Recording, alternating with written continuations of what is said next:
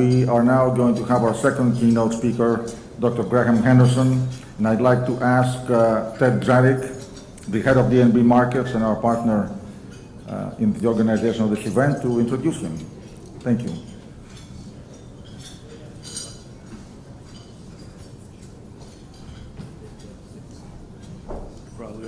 Probably all getting tired of me.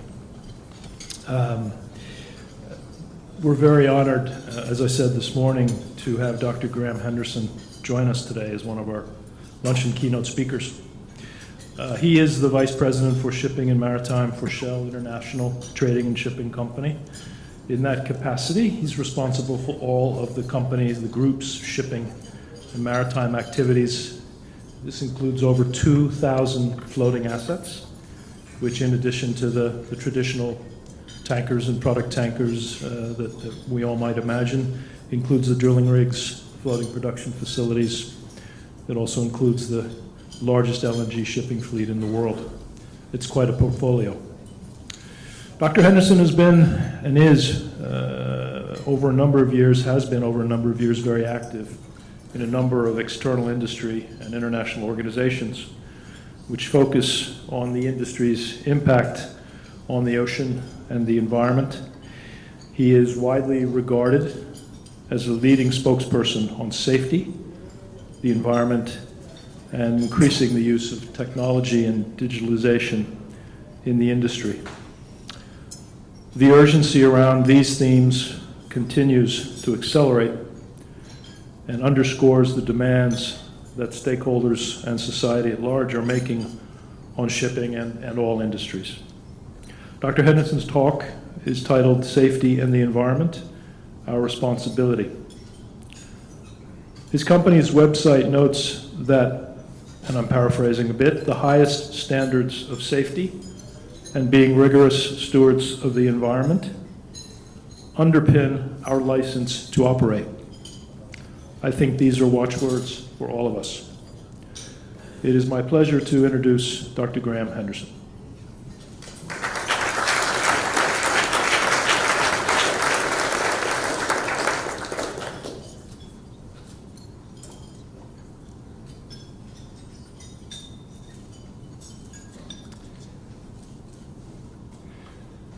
Ladies and gentlemen, I've travelled all the way from London, especially to be with you today.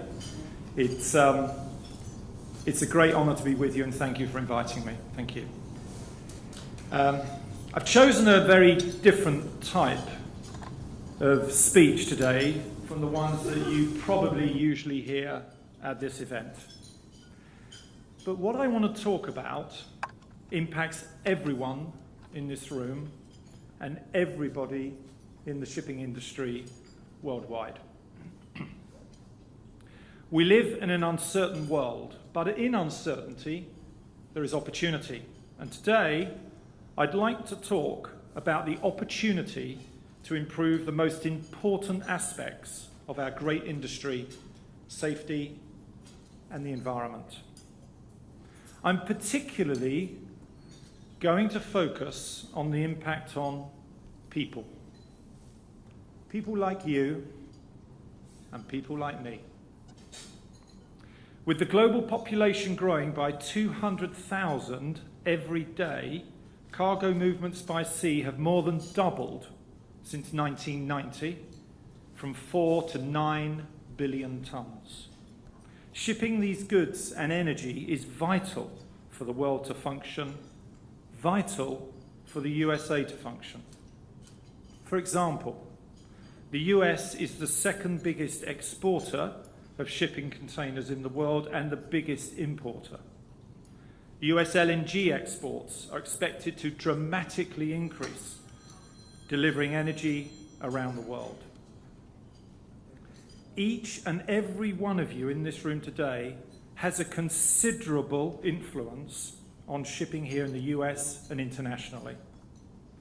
On these ships, there are also hard-working men and women that play a critical part in driving the economy forward. Yet during the last 10 years, an average of 115 ships around the world have been lost each year, And that is an understatement, as many of the incidents are not reported. There is nothing worse than a major incident. People are killed and injured. Memories last forever. The reputations of companies and individuals are damaged, and the costs are high. Statistics and sentiments hide the real cost. So let me tell you why safety is so important. I want to take you back over 20 years to when I worked in Port Harcourt in Nigeria. It was a normal day at work and the telephone rang in my office. There'd been a major incident. A young man had been killed in horrific circumstances.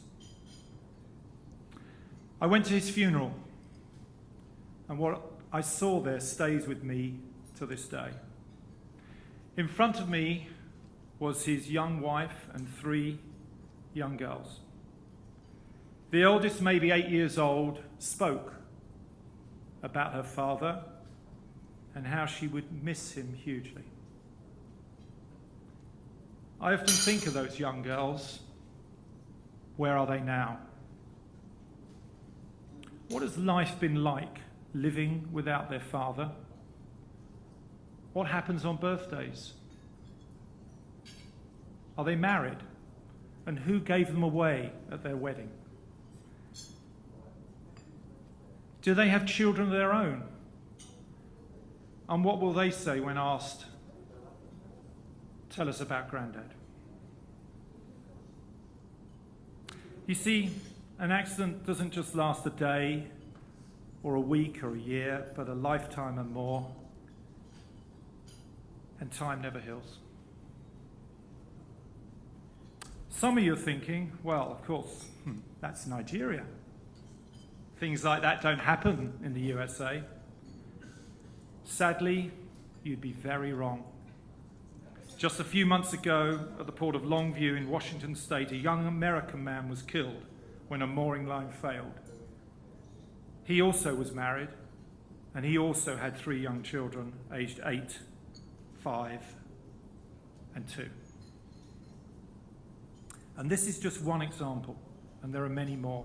The US maritime towing industry has a fatality rate twice that of all industrial work fatalities.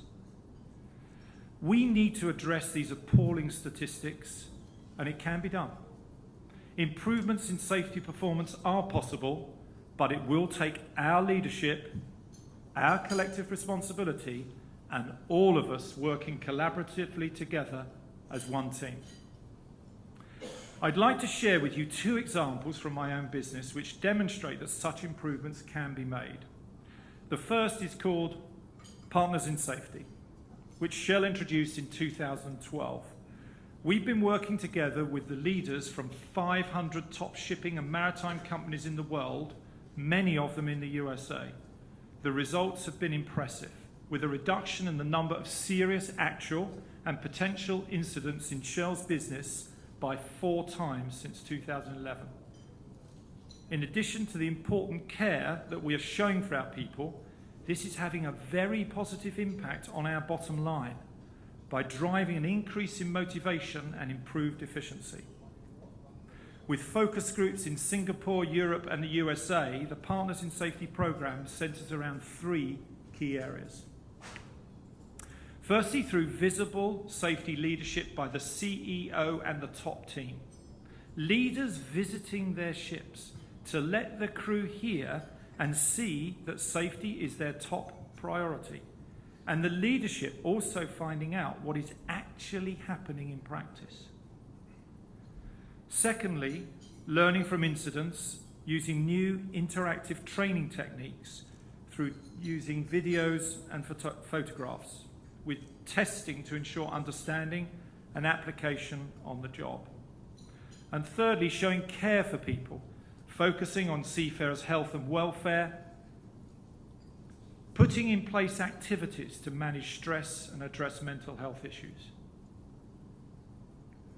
The second safety program is called High-Low, which stands for high impact, low frequency, with the objective to eradicate catastrophic accidents. Using mathematical risk modelling and ship incident data, a pattern of events is highlighted that, if left unchecked, could lead to a major incident. It uses digital technology and real-time data with lasting impact. Taking lessons from industries such as aviation, rail and nuclear, the high-low predictive model was created by Shell, Shipping and Maritime, Maersk Tankers and Lloyd's Register Consulting. If an incident can be predicted, it can be avoided. High-low can be applied to all ships, tankers, containers, ferries, cruise liners and potentially naval ships too. High-low has already been used to reduce engine room fires, bunkering incidents and potential fatalities involving lifeboats during exercises, which is a major concern in shipping.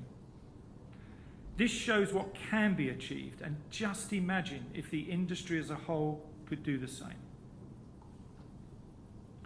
Let me now turn to the environment. According to the International Maritime Organization, the IMO, shipping currently accounts for over 2% of the world's total greenhouse gas emissions, and if left unchecked, this is expected to increase significantly by 2050, potentially contributing 17% of the global emissions. We can see the effects of climate change with its impact on our oceans. The oceans are the world's primary heat sink and are significantly at risk. The heating of the oceans could affect sea level, currents, and sea life.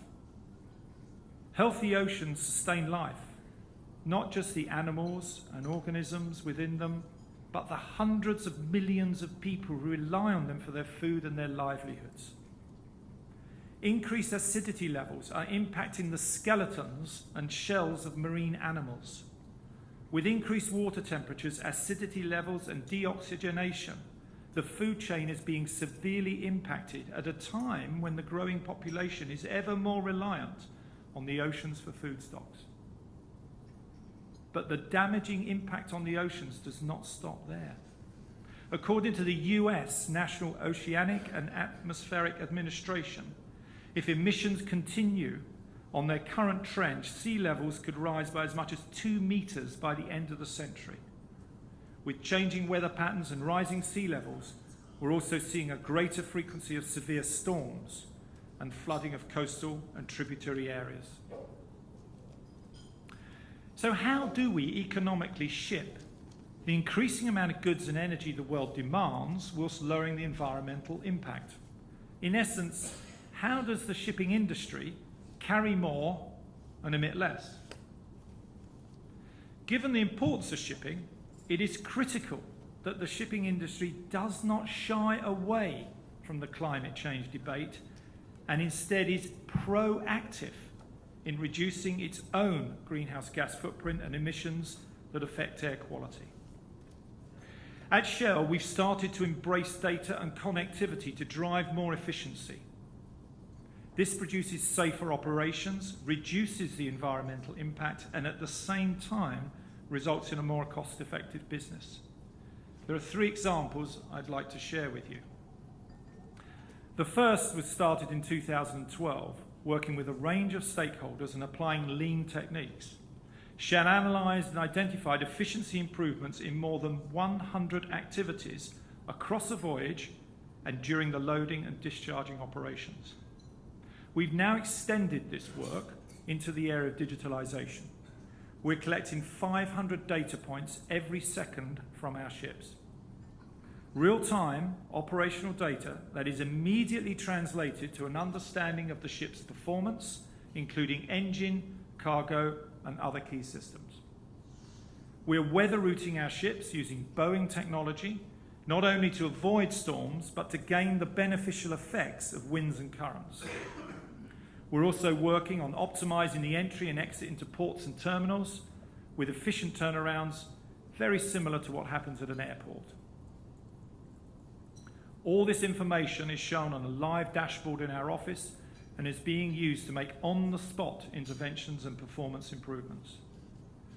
The combination of simplified, efficient processes and improved operations, together with early application of digitalization, has delivered significant cost savings and reduced emissions, both in the order of 15%.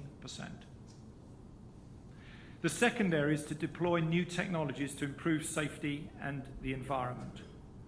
Air Lubrication Technology, a blanket of bubbles under the ship's hull to reduce friction, and Flettner rotors, spinning cylindrical sails to harness wind power to propel a ship forward. Each of these technologies will reduce fuel usage, hence costs and emissions, by a further 5% each. Thirdly, LNG as a fuel is a new alternative for the shipping industry, which has zero sulfur and nitrogen oxides, zero particulates and black carbon, and reduced CO2. At Shell, we're using LNG-fueled vessels in our operations. This includes offshore support vessels in the Gulf of Mexico, inland barges, and we've recently welcomed our first LNG-powered Aframax to support our trading operations. Shell is developing an LNG fueling infrastructure around the world in key ports in Europe, the US, and Asia. And we will supply LNG to the world's first LNG-powered cruise ship later this year. These examples are just the start. We in the industry have more to do to mature these technologies and realize the benefits of shared best practice. So what can we all do to make improvements in safety, environment, performance? We have in this room today the most important people. People who make the key decisions in the maritime industry across the whole value chain. Owners, financiers, insurers, legal companies, and many more. If we all work together as one united industry, we can make a difference. And let me suggest 3 areas that will make a positive impact on safety and the environment. Firstly, leadership. This is fundamental, and without this, nothing happens. So would you be willing to put safety and the environment top of your agenda in making your decisions and in your company communications? Your actions count more than you think. Secondly, taking responsibility. Would you take forward key areas will have a positive impact on performance, such as leadership visits to ships and barges, on-the-job training programs, and other areas that focus on care for people? Take the responsibility. Don't leave it for someone else, because there is nobody else. And the third point, collaboration. In the space industry, more than 80 nations work together. And in pharmaceuticals, individual companies share their data across the industry to find a cure for cancer. In these industries, they do it, so can the shipping industry do likewise. Working together also will allow us to embrace new and efficient business models, new ways of running our business beyond historical silos, and actively using data that will improve safety, reduce environmental emissions, and also reduce costs. Together we can do so much, but alone we can do so little. I started by saying that this would not be the type of speech you'd usually hear at this event. But decisions taken in this room impact everyone in the shipping industry worldwide. How we work together from today determines whether people get home safely to their families and children and support a cleaner environment. Let's together make that future. We have the power. Let's make it happen. Thank you.